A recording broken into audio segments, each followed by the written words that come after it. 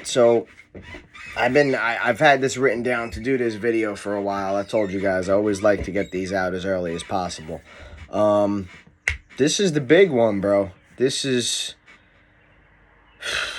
got to be one of my favorite fights in a very, very long time.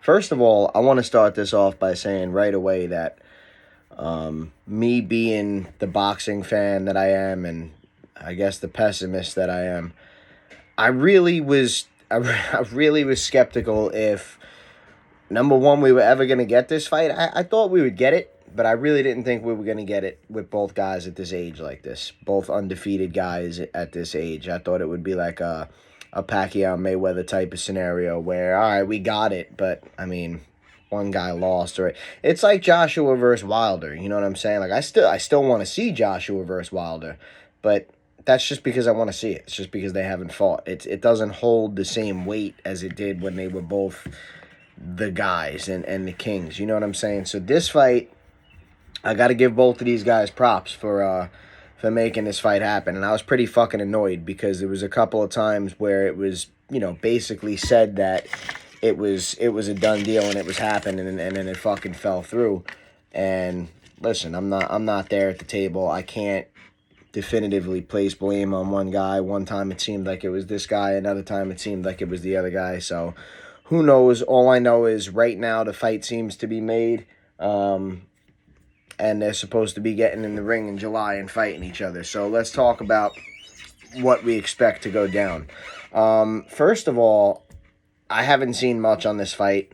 I do most of these predictions pretty blind, just going off of what I've seen in the past. I haven't watched any press conferences on it. I haven't watched any put together videos or anything like that. So I definitely, and I got about 25 videos on this shit added to my watch later list on YouTube. So I got plenty of stuff to watch on this. I'm sure they're going to do some sort of all access or 24/7 type of thing, whatever they're going to call it. So there's a lot to be learned, bro. There's a lot to be learned when you watch these guys in their training camps. There's a lot to be learned, when they face off and they're staring at each other and they're speaking and they're throwing words back and forth, and you see what guy weighs what and how does this guy look and how does this camp seem to have gone. And, sometimes you just overthink shit for sure, but I think it's easier to make a prediction and to make a bet when you've gathered as much information as possible. So again, to the people that watch this, take what I'm saying with a grain of salt. I've really watched nothing on this particular matchup so far. I just know what I've seen of Bud in the past, and I know what I've seen of Spence in the past. Man, I've flip-flopped so many fucking times on who's going to win this fight, too. And I'll tell you right now, even right now, making this video, like, I honestly don't even know what prediction I'm going to make by the end of this video, but I want to talk about a couple of key points. So there's one part of me that looks at Bud, right? And there's some things that I've seen from Bud that make me feel like I just think Bud has more tools in the bag. You know what I'm saying? Like, I think Bud can win in more ways than Spence can win. Like, for example, and I could be wrong about this, but this is what I've seen. In my opinion, if Spence is going to win this fight, he's going to win this fight on pressure and activity and shit like that. Like, Spence is going to, for the most part, come forward. I'm not saying Spence can't fight going backwards. We saw in the Mikey Garcia fight, Spence do a lot of things that, I don't know if he didn't have to do them in other fights or he chose not to do them, whatever. He says that night he chose to box. There were definitely points where he was stepping on the gas pedal and he was close to stopping Mikey. And I understand Mikey moved up 2 weight classes, so I'm not comparing the Mikey fight to the Bud fight, but I'm just trying to make a point of the way that each fighter fights. To me, bro, Spence's best aspects and his best weapon, his best chance of winning is that constant pressure, and it's physical pressure and it's mental pressure. And again, if you've never been in a ring, you won't understand that mental pressure of Well, what do you mean pressure? He only threw 47 punches that round. Yeah, but he was on top of that motherfucker for every second. Every step that dude had to take, he had to worry. Shit, I don't know. Should I go left? Like, he gonna cut me off, And it drains you. It does. It absolutely drains you. So the mental pressure is a real thing. The physical pressure is also a real thing. So for me, if Spence is going to win this fight, it's going to be on that relentless. Like, damn, bro, he didn't even give Bud a chance to be Bud. You know what I'm saying? When we talk about Bud winning the fight, I mean, I could see so many adjustments being made. You know what I'm saying? It's, well, how's he going to deal with Spence's pressure? Well, what if he hurts Spence? What if he makes Spence not want to put that pressure on anymore? Right? Then where does Spence go? What's the plan B?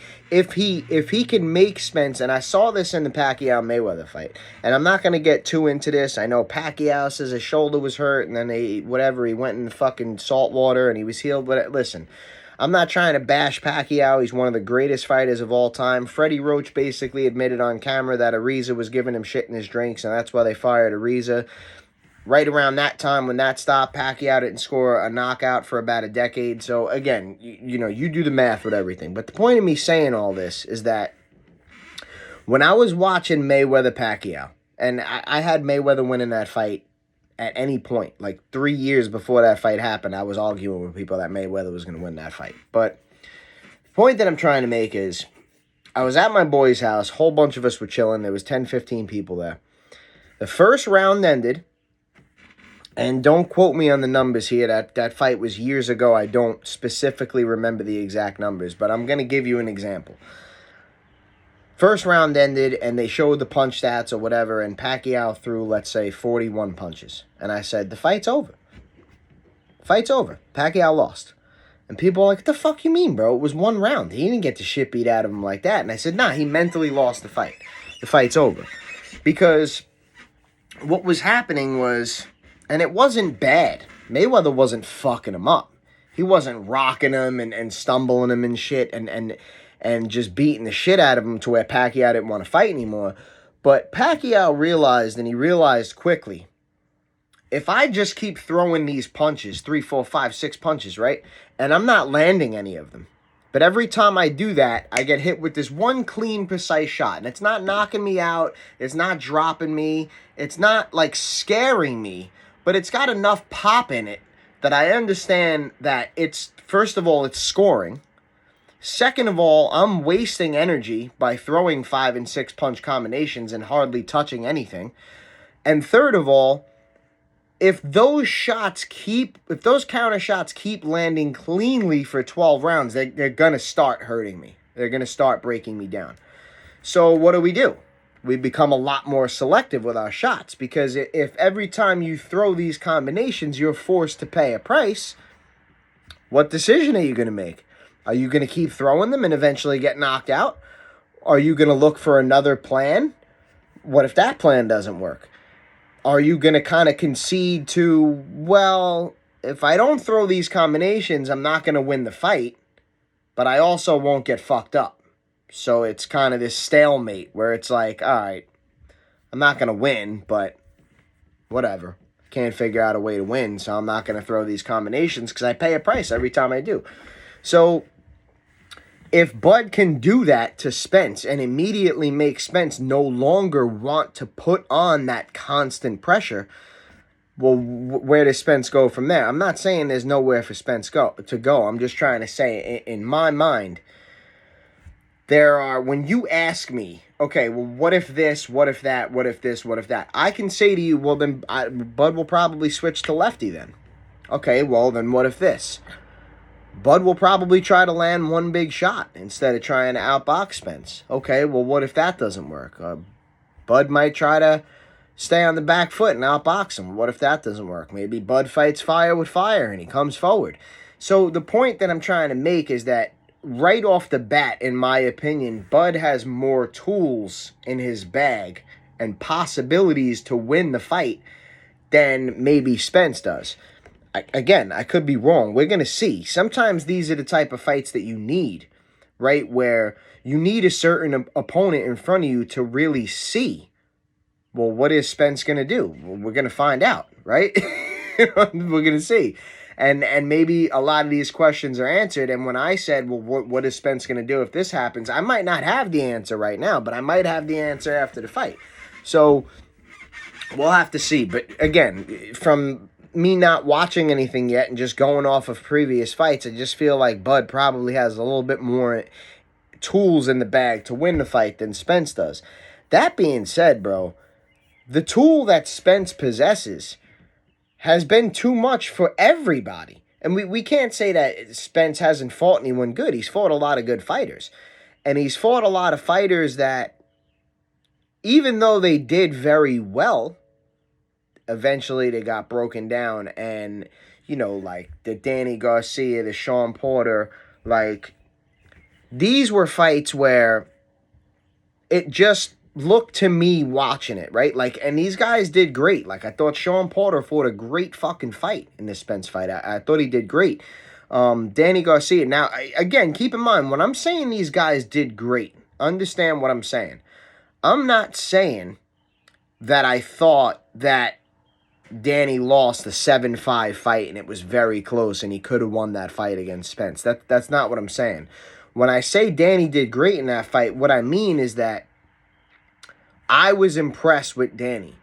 I thought that Danny did most of the things, or at least tried to do most of the things, and performed to, I don't know if I'll say the best of his ability, but performed well for what he can do.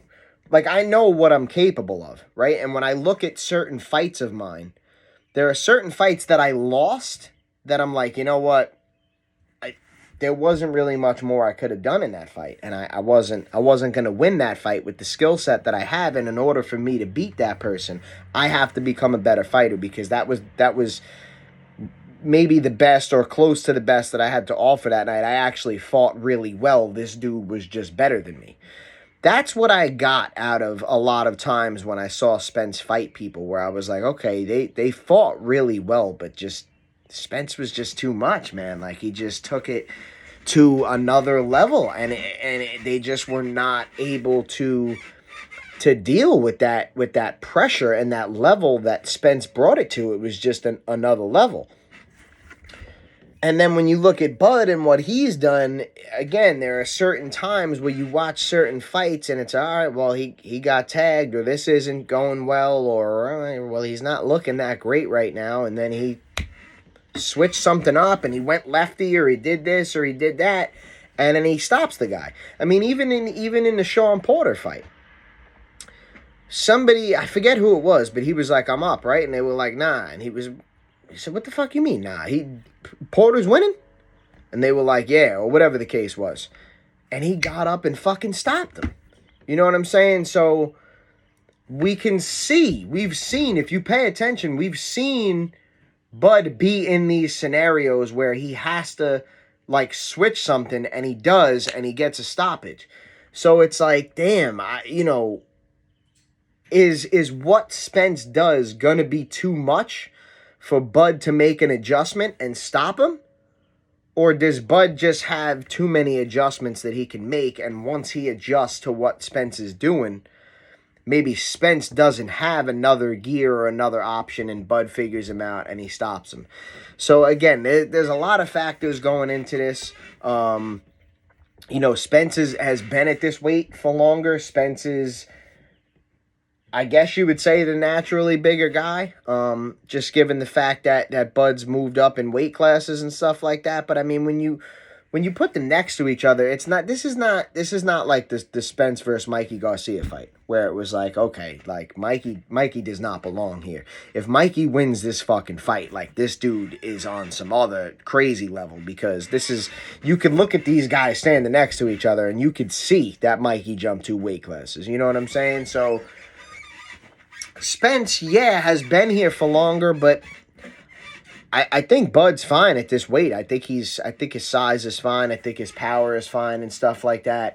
Another thing that I want to bring up here is these two are friends. And these two have been talking about this fight for a long time. They've been telling each other, yo, bet me $1,000,000, bet me this, bet me that, I'll bet you I'll beat you, yada, yada, yada. That's why when the fight wasn't getting made, I was really getting annoyed. Because I was like, these are two dudes that are super, super competitive.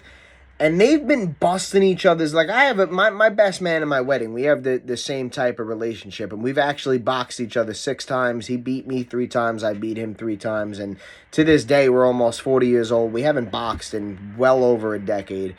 And I'm sure we never will. I'll probably never box again. I shouldn't box again. But we still constantly bust each other's balls. Bro, you're crazy. You've done nothing with yourself the past 15 years. I'll murder you. I'm in mad good shape. And he's like, bro, I'll drop you with one right hand. And it's the same, bickering back and forth. And I'm sure we would love to get at each other. But, we both got kids. We're almost 40 years old. There's nothing to be gained out of it and shit. So it's never going to happen. But it's just the kind of relationship we have. And trust me, bro, like... Do I want to kill my boy? Do I want to, like, severely injure my boy or break his jaw or fucking, no, of course not. But when we fight, those 6 times that we fought, like, bro, we're going, I know you could fight, and you've beaten me before, so trust me, like, you're gonna get these, you know what I'm saying? So... when I see Bud and Spence bickering and talking and the things that go on and stuff like that, I see this, bro. I see that they're friends and they respect each other, but I see that they both genuinely believe that they're going to beat the other one. And they're somewhat annoyed that it's gone this long. And fucking this motherfucker Errol really thinks he could beat me, bro. Like... I'm going to show this motherfucker in July. He can't beat me. And it's funny, but it's not. You know what I'm saying? Like, it's funny because, I want both of us to come out of there wealthier and with our health intact for sure. But I'm going to fuck you up, motherfucker. You know what I'm saying? So, I want to be clear. I do think that they're friends, but I also think they're very competitive people, and they really want to win this fucking fight. And I really think that they both believe that they can win this fight. There's some part of me that does believe that Spence just puts so much fucking pressure on, bro, and he just never stops. And it's not all he has, right? Like, Maidana fucking swarmed Floyd. And I'm not saying Maidana sucks, but when you talk about boxing IQ and skill level and ability, Maidana's nowhere near an Errol Spence, okay? So even though I keep talking about Errol Spence's pressure and this and that, Errol Spence is a fucking tremendous boxer. So I'm not trying to take away from that. I'm just pointing to one of his biggest strengths. And, there's one part of me that just feels like, man, I don't know, like, if anybody can figure that out while there's that much pressure and that much talent and skill and ring IQ being thrown at you like that constantly, he might not figure it out in enough time. You know what I mean? Or he may be so many points back by the time he figures it out or whatever. I'm just trying to throw different scenarios out there. But then at the same time, there are some things that I think about for both fighters. But here's the difference to me. Any struggles that I've seen Bud have, there was some sort of switch flipped, and then the fight was stopped. And it's like, damn, all right, okay. With Spence, anytime I've seen troubles, he seems to have been good enough to get away with it, and then his sticking to the game plan wound up being too much and eventually winning him the fight. Kell Brook is a good example. Lamont Peterson was another great example. Spence got hit very cleanly sometimes in that Lamont Peterson fight. Now, Lamont Peterson doesn't have the skill, the ability, the boxing IQ that Bud does, nor does he have the power. So I look at something like that and I'm like, yo, if Lamont was hitting him like that, he better not let Bud hit him like that. You know what I'm saying? And how's that going to happen, right? Like, if Lamont Peterson, and I'm not trying to shit on Lamont Peterson. I love Lamont Peterson. I'm just saying it's not the same level. If Lamont Peterson was clipping him like that, well, then Bud's probably going to clip him like that.